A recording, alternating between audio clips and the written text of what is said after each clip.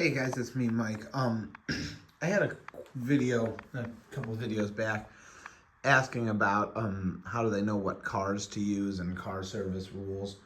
And Killer B went over a lot of that. And there's another video, I'm gonna post a link in it, by Master Mark Tools, where they talk about modeling car service rules and car service stuff and the rules for that. And I try to do that a lot here on this railroad. Believe it or not, I don't just have, even the cars matter. So, for instance, here's how I do it. When I spot cars at an industry, it actually matters.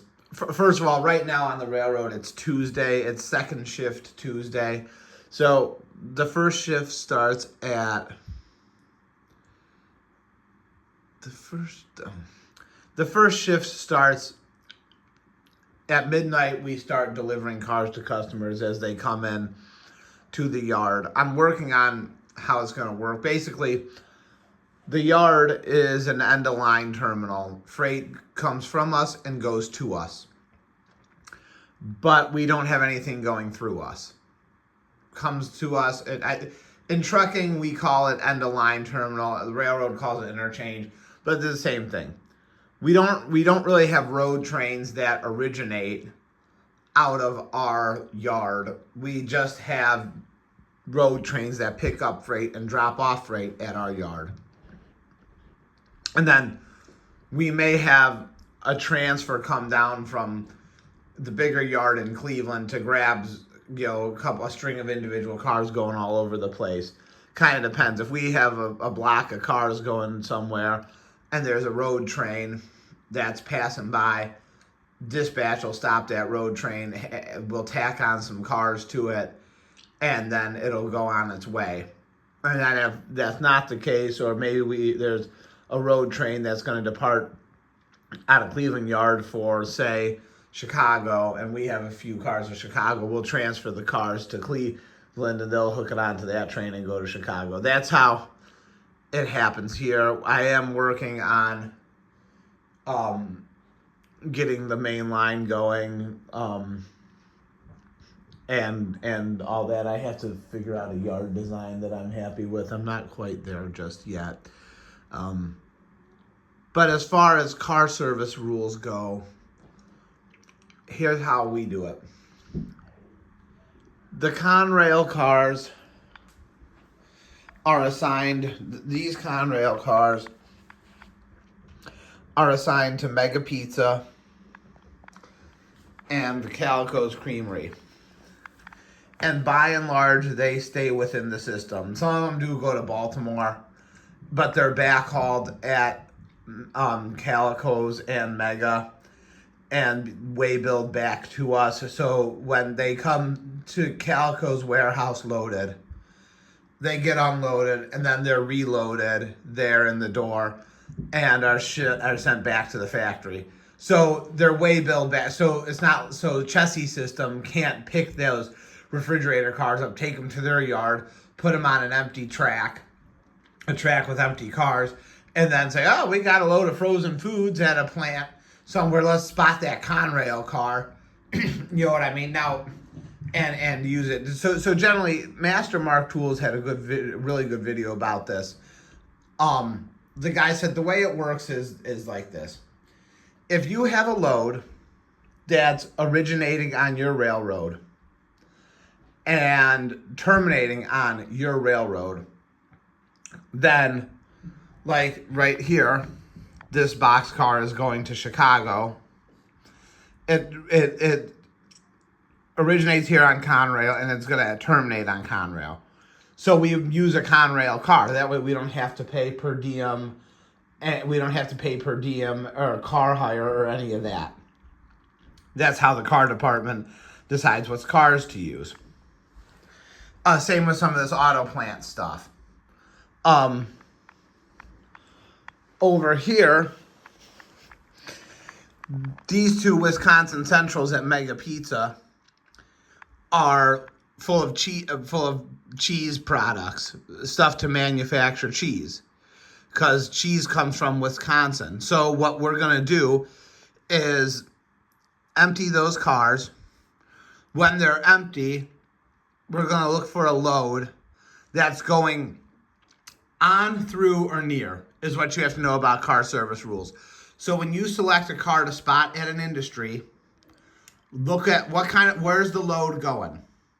If I've got a load of frozen foods that's going to Chicago, and I have the availability and the option, and that customer, if one of my, Chicago, well, here's the idea. I'm going to spot a Wisconsin Central car over at Mrs. Smith's for a load going to Chicago, because that gets me near Schiller Park, which was where the Wisconsin Central would pick their car back up. I want to get that car off of my railroad, so I'm not paying per diem on it. So you want it to go onto the railroad its home road, through its home road, or at least, at the very least, near. Get it closer, so then we can get it closer to its home road. And then, everyone makes money on the car. The Conrail makes some money for putting a load in it. Wisconsin Central makes money on the per diem. And then if it gets transferred to another railroad, they also get a little bit of money to haul that car. And everyone's made some money on that car. That's really that's the idea, the basic part of car service rules. So instead of spotting, so next time you are having an operating session, think about where your loads are going and who the carrier is. If you have a load going to Dallas, you may want to spot a Union Pacific or a Burlington Northern or a Southern Pacific car.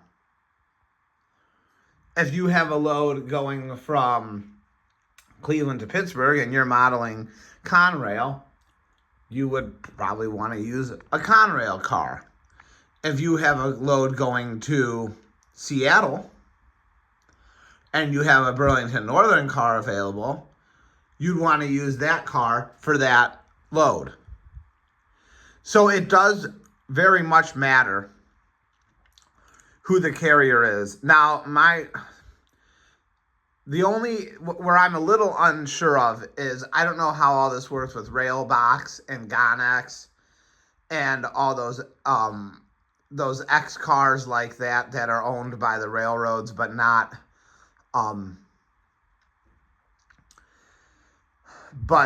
actually belonging to any railroad per se. Your load, any road. I think that's what Railbox said. I'm not exactly sure how the rules work with those. I suppose I could look in a book. If anyone wants to explain that to me, go ahead. But that's my understanding of how they determine what cars to use. Is a customer orders cars, and they look and see where that load is going. And then if they have a car available for a railroad that it either terminates on that line or goes through that line or is near that line, then they would use one of those. And then obviously, the private cars, like Killer B said, they get loaded and then unloaded. I do wonder, though, if you owned a private car, so say I'm Lamb Weston, I shipped a private box car of frozen potatoes to a food distributor in Solon, Ohio. And it gets unloaded, and there's a backhaul for that car. I ordered a product that's at a cold store warehouse in Solon, Ohio. There has to be a way where I say, yeah, we have a car there, load this car, and then put a waybill for it and pick it up. There has to be a way that they can do that. Have a railroad move their private car to a backhaul, get it reloaded, and then waybill back to their plant in Washington or something. I'm sure that has to happen. I can't think that they just, ship those things empty all the time. Anyhow, we're rolling on this right now. Got the little switcher out. It's been working good. I'm in the middle of Tuesday. The way I do it is we have 3 shifts. We have a Tuesday. They deliver the product at midnight. Then there's what I call work shift, where we just switch cars usually. And then there's a collection shift, which is where we pick up all the freight to be picked up that, isn't ready in the middle of the day. And then we get that freight to the yard and we try to get it out on the road by 7 o'clock, by 7 p.m. That's how we try to do it. That's why we start at midnight. So, we run 2-3 shifts and it gets pretty busy, especially towards the collection shift when we're under the gun and have to get the cars back to the yard so we can get them out of the yard by midnight, or at least blocked. So if there's a road freight coming through and it's stopping, we don't miss that connection. We call central dispatch and tell them what we have, and then they tell us what to do as far as where to go with everything. They look at the schedule and make the schedule and tell us what to do. So that's how we're doing it. So anyhow, that's my version of car service rules. I will put the link in the description to the video. It's about 52 minutes long from Master Mark Tools about the rules, about car service rules. The guy is pretty knowledgeable. It's a good video if you guys are interested in that. So, all right, I'll talk to you guys later. Bye-bye.